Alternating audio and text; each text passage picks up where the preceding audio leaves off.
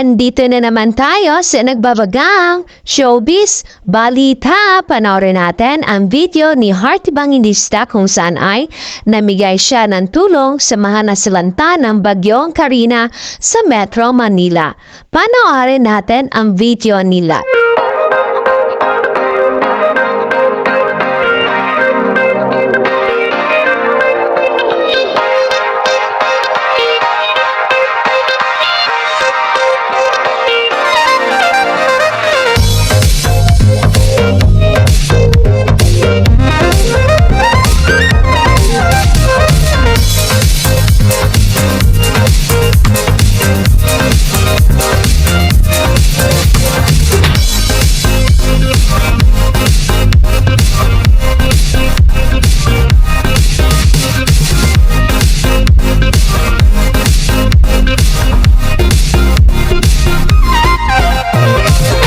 Nag-upload si Heart Evangelista sa kanyang IG story at account kung saan ipinahagi niya sa kanyang mga fans ang pamimigay nila ng tulong sa mga nasalanta biktima ng bagyong Karina kung saan ay apektado ang lugar ng Manila at nabahaan nga ang mga tao doon. At to the rescue naman, sina Heart Evangelista bilang president ng Senate Spouse Philippines Association Foundation kung saan ay namigay sila ng tulong sa mga tao na mga pagkain.